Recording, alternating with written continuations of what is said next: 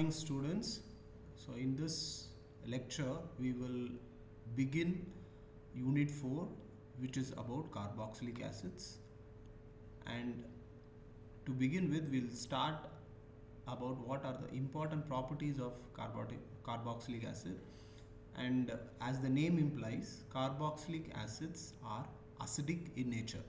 In this video we'll look at what properties make them or give them the acidic nature, and what are the factors that contribute to the acidity of carboxylic acids. So let me draw a structure of a carboxylic acid. So the easiest of all the acids is acetic acid, and if we look at the pK of this acetic acid, so the pK of this acid is 4.8, whereas that of ethanol C2H5OH, so its pKa is 16. So although both these compounds have the same number of carbons, which is 2, but still carboxylic acid, which is acetic acid, is acidic, whereas ethanol is not. Now we all know that carboxylic acid or any acidic compound is defined as acid. So a compound is defined as an acid if an acid is a compound that has the ability to donate protons. So we can write the general structure of a carboxylic acid like RCOH, and we can say that this has the ability to donate a proton and give you a carboxylate anion.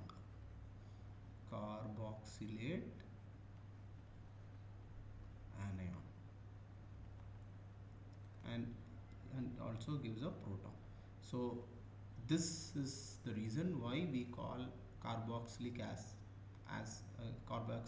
are acids, because they are able to give this proton.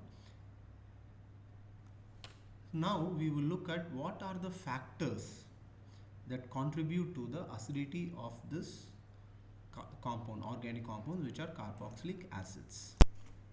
A compound will behave as an acid. So let's refresh our knowledge about acids. So a compound will behave as an acid if its conjugate base is stable. So let's say that in our case RCO minus should have some stability, and that is why it is able to donate the proton. Now we can broadly classify the factors under due to three main effects, and they are, so the relative stabilities of an acid anions are the carboxylate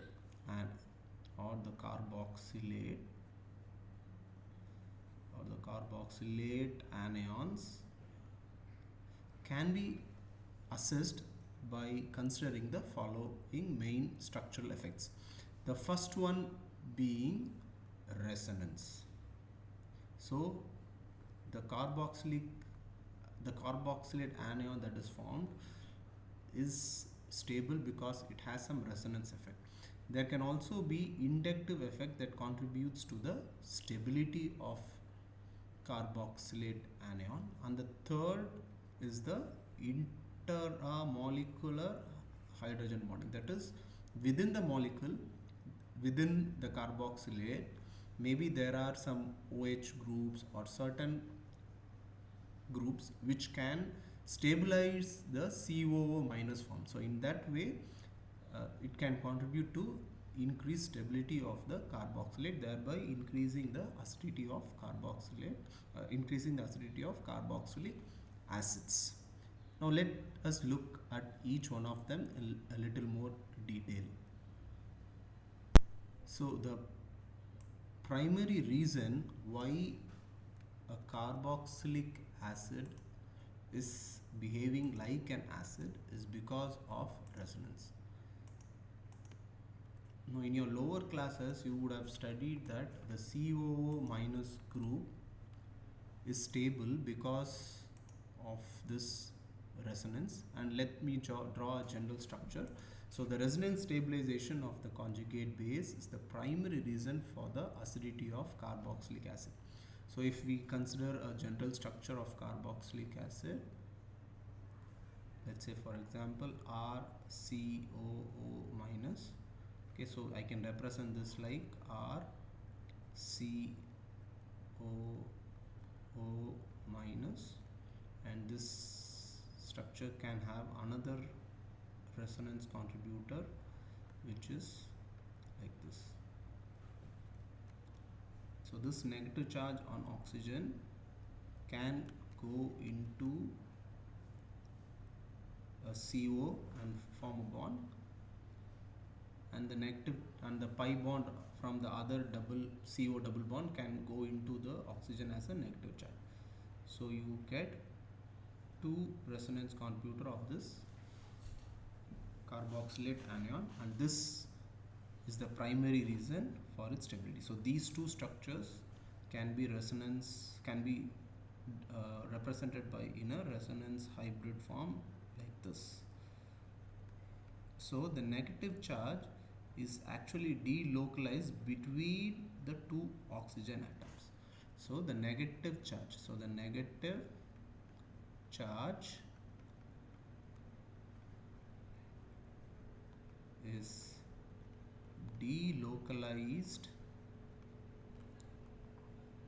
into both the oxygen atoms. So I don't know whether I say carbon, but not carbon, but it's both the oxygen atoms. So you can see here that this negative charge can be here or it can be here. So it is stabilized, the negative charge is stabilized between the two oxygen atoms. So this gives it the ability to behave like an acid. Now let's spend a minute or two to understand why this delocalization is so effective. So we saw that this negative charge is delocalized between these three atoms. So primarily between these two oxygen atoms, and we'll spend a minute or two to understand why it is happening. So for that we need to understand the structure of this carboxylate anion. So the carboxylate anion can be represented like this. So the structure of this carboxylate anion is that this carbon is sp2 hybridized. So this carbon is sp2 hybridized, and it is bonded to both the oxygen using, it's a sigma bond, and another sigma bond is formed with the carbon of the alkyl group, and there is an unhybridized p orbital. And which actually helps in delocalizing this negative charge. So the carbon atom of the carboxylate anion is sp2 hybridized, and it is bonded to each oxygen atom by a sigma bond. So that's the sigma bond. The unhybridized p orbital of carbon overlaps with the p orbitals of both oxygen atoms to form a stable delocalized molecular orbital. Now this delocalization of pi electrons is what is responsible for the extra stability of the carboxylate ion. Now this is a very, very important statement. Now we will also look at the other two effects, which is inductive effect and intramolecular hydrogen bonding.